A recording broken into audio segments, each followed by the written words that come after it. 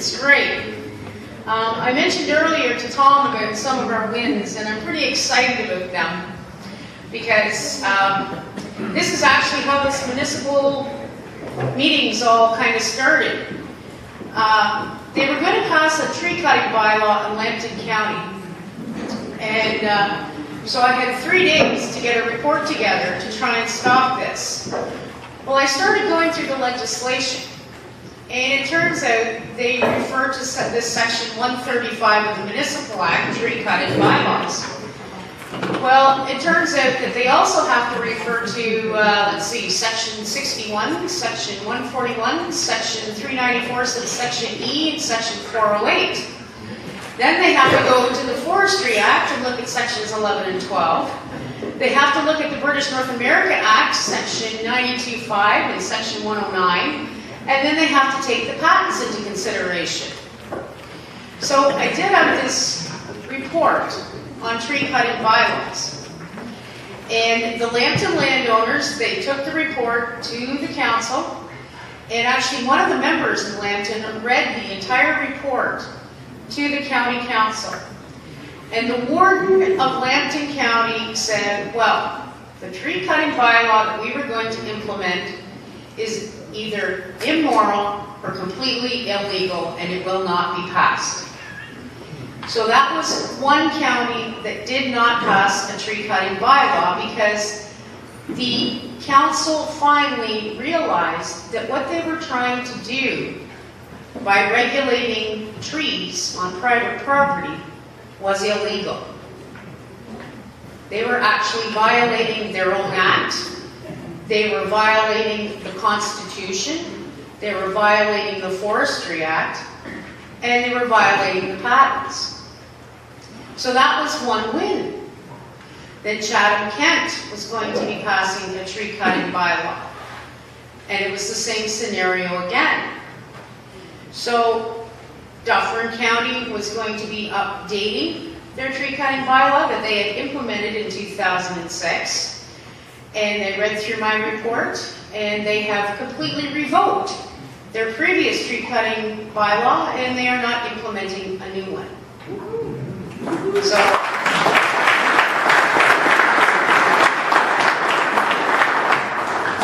on top of that, I was asked by the members of the Dufferin Landowners Association.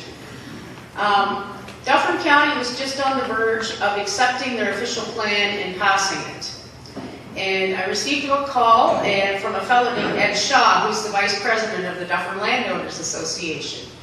And he says, Liz, do you think you could go over this report from the consultant and the bylaw and come and speak to the council at this public meeting? So again, we had like about 3 days, and I scampered away and burned the late night candle, and we got it done, a draft anyways. And it turned out OMAFRA refuses to allow the municipalities the program of how they determine the percentage of agricultural property in these official plans. So no council can actually confirm the numbers that OMAFRA is presenting for agricultural properties. If the municipal council can't confirm the numbers, how are they supposed to pass an official plan when they don't know if the numbers are right or not? Then we got digging into this consulting company, and the consulting company had been a peer review for another company. Well, the other company had done a report for a landfill site in 2008. And in that report, and I know this is kind of a roundabout, but anyways, that company said that this landfill site meets the requirement of the Woodlot Conservation Act. Well, the Woodlot Conservation Act had been repealed in 1998, so of course it's going to meet the criteria of that act. So I pointed that out to this council, that this consulting company had been used as a peer review for another company. Now, when you do a peer review, you are to go through all of the information to confirm that all of that information is solid and true and will, be able to be upheld. Obviously, that, I guess, didn't happen. So there was that. Then I explained to them that AMO is actually the ones that administer their gas tax transfer. It's not necessarily the province.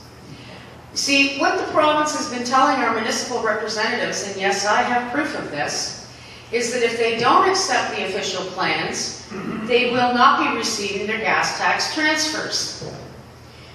Now, some people may say that is not a very legal thing to be doing. That's not for me to say, because I'm not a lawyer and I don't give legal advice, but I find that very curious. So I looked into that, and it turns out that yes, it's AMO has worked in agreement with the provincial and federal governments, and that it is AMO that is basically telling the municipalities in a long route way that they have to accept these official plans. The Association of Municipalities of Ontario. Sorry about that. I'm just used to this stuff now. So when they found that out, they're going, well, wait a minute.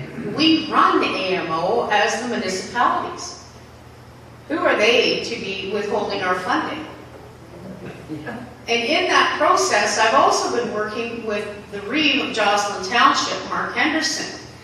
And his thought process is, if the province of Ontario is going to be withholding gas tax transfers from his population, then he will be suing the province for that, because they shouldn't be denied what is actually due to them. So he sent me an email with that and was gracious enough to let me use that. So there was a whole combination of things, but then when we got to the Planning Act, this was the beautiful part of it. Because Section 24 of the Planning Act refers to public works. Then you get into Section 28, or Part 4 of it, which is community improvement. Well, under Section 28, all the way through Part 4, the municipalities have to acquire the property prior to them implementing community improvement. Not only that, if they want to put a hold symbol on someone's property, they also must acquire that property prior to them putting that hold symbol on. That's covered under Section 25. It's also in Section 34 of Section 8 and Section 36 of the Planning Act. So then I did some more digging on the Planning Act, and the Planning Act actually was created in 1946. We had hundreds of thousands of veterans coming back from World War II, and we needed infrastructure for these people. We needed roads, schools, churches, hospitals. It never was intended for private property.